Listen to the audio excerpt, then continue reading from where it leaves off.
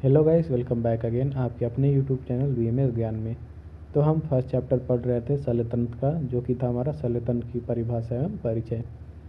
तो इसके पहले वीडियो में जो हमने इसके पहले डाल दिए है उसमें हमने देखा था, यहाँ पे हमने धन्वंतरी के जो 7 शिष्य थे उनके बारे में देखा था। वो ट्रिक के माध्यम से देखा था कि कैसे आपको याद करना है। उसके बाद हमने यहाँ पे देखा था कि जो शल्य एवं शल्य की निवृत्ति क्या है और शल्य की परिभाषा क्या है और शल्यतंत्र की परिभाषा क्या है। ठीक है, तो जैसे इसमें क्वेश्चन आता है इस चैप्टर से, आप सोचेंगे ये चैप्टर हम क्यों पढ़ रहे हैं। तो इसमें क्वेश्चन आया है 2 बार 15-15 नंबर में, वो भी कि शल्य एवं शल्यतंत्र किसे कहते हैं, इसकी उपयोगिता पर प्रकाश डालिए। तो उपयोगिता अगर पूछता है तो हमने यहाँ पे ये जो बताया था ना, अष्टांग आयुर्वेद में शल्यतंत्र की प्रधानता, जो फर्स्ट वीडियो में है, पार्ट 1 इस चैप्टर के पार्ट 1 वाली वीडियो में है, वहाँ पे हमने डाल दी है। तो इसमें हमने थोड़ा ट्रिक के माध्यम से, निमोनिक के माध्यम से बताया था कि कैसे आपको याद रखना है कि क्या क्या प्रधानता है। यहाँ पे हमारा दिख रहा है ना, शल्य चिकित्सक के गुण, यह भी पूछा जाता है 5 नंबर में। तो श्लोक कैसे याद करना है वो भी बताया था मैंने, और साथ ही साथ जो मॉडर्न में इसका जो क्वालिटीज़ है सर्जन के, वो भी मैंने बताया था। तो आप पहली वीडियो जाके देख लें, उसके बाद आज वाली वीडियो देखिएगा, जिसमें हम आज देखने वाले हैं भारतीय शल्यतंत्र की अवनति। मतलब जो भारतीय शल्यतंत्र जो है, हमारा इंडियन शल्यतंत्र है, उसके डिक्लिनेशन के क्या क्या कॉजेस थे। ठीक है, टोटल 9 पॉइंट्स हैं भारतीय शल्यतंत्र की अवनति में। तो इसको हम पढ़ने वाले हैं। तो चलिए अब हम चलते हैं नोट्स पे। तो यहाँ पे आप देख सकते हैं भारतीय शल्यतंत्र की अवनति के कारण।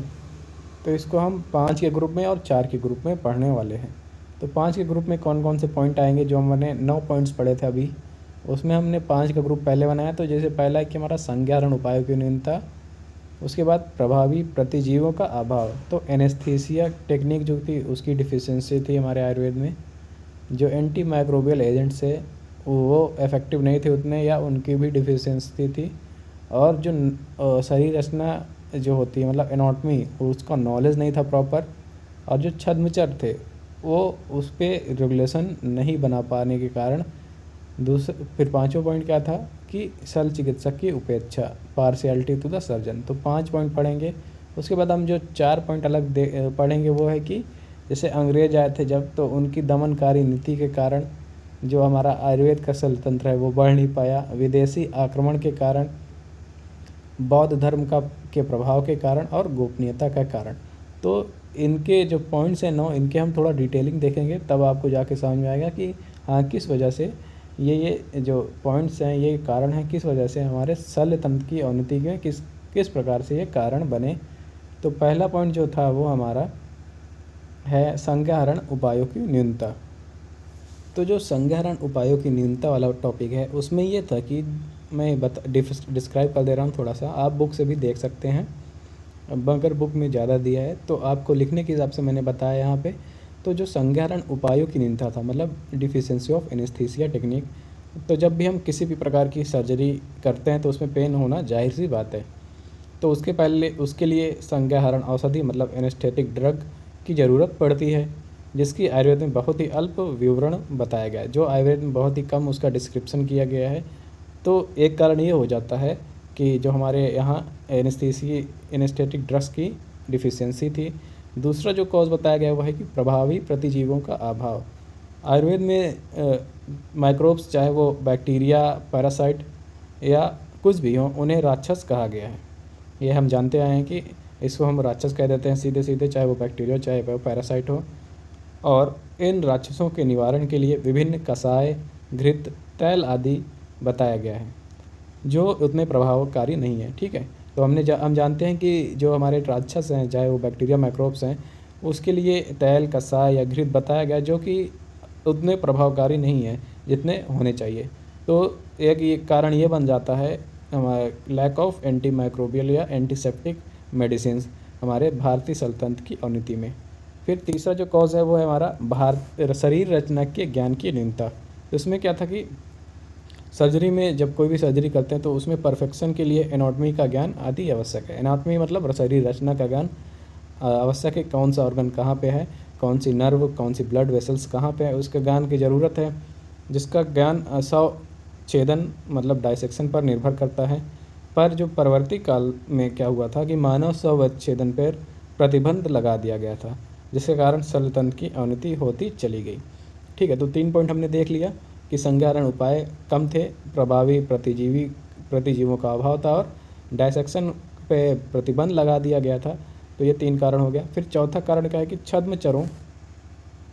छद्मचरों पर नियंत्रण का अभाव। इसमें क्या था कि प्राचीन काल में राजा की आज्ञा के बिना कोई भी शल्य चिकित्सक शल्य क्रिया नहीं कर सकता था। ठीक है, कोई भी सर्जरी वगैरह करनी थी तो वो राजा की आज्ञा के बिना नहीं कर सकता था, परंतु कभी कभी अशिक्षित और अपरिशिक्षित चिकित्सक, अथवा इनको हम छद्मचर बोलेंगे, वो भी शल्य क्रिया करते थे, जिससे घातक परिणाम होते थे।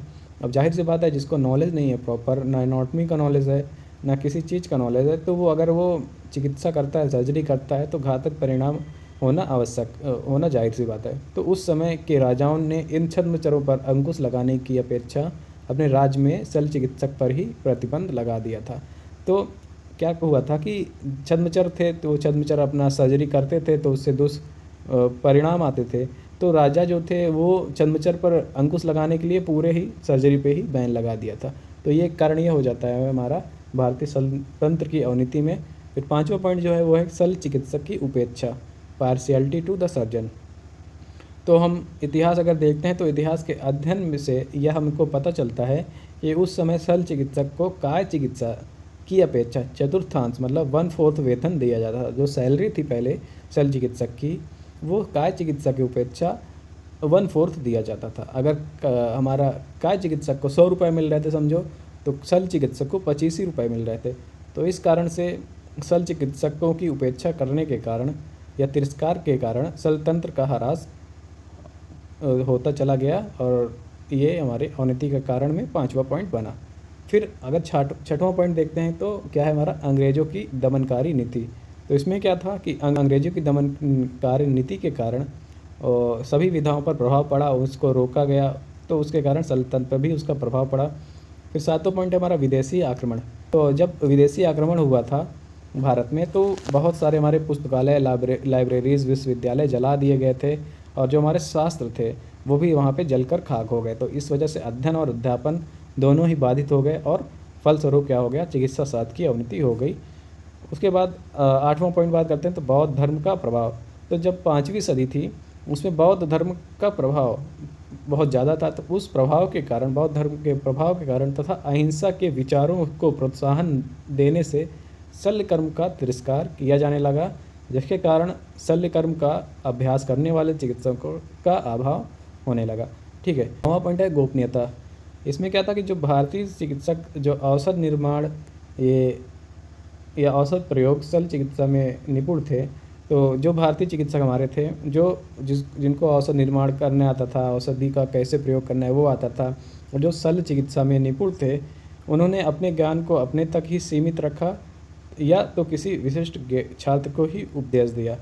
ठीक है, तो जब ये हुआ कि जो हमारे आयुर्वेद में सीक्रेसी बहुत मेंटेन की जाती है, तो वो क्या करते हैं कि अपना जो ज्ञान रहता है वो किसी को बताते नहीं हैं, गोपनीय रखते हैं इसको। तो इसके कारण क्या होता है, जब वो मर जाते हैं तो उनके कारण वो जो उनका ज्ञान रहता है वो किसी के पास पहुंच नहीं पाता। तो ये भी कारण हो जाता है हमारा शल्यतंत्र की अवनति के कारण में। ठीक, तो ये हो गया हमारा भारतीय शल्यतंत्र की अवनति। तो आई होप समझ में आया होगा। नहीं समझ में आया होगा तो आप एक बार फिर से पूछ सकते हैं, और नोट्स चाहिए तो मैं नोट्स डाल दूँगा अपने इंस्टाग्राम हैंडल पर, तो वहाँ से भी आप देख सकते हैं। तो मिलते हैं नेक्स्ट वीडियो में, तब तक के लिए थैंक यू।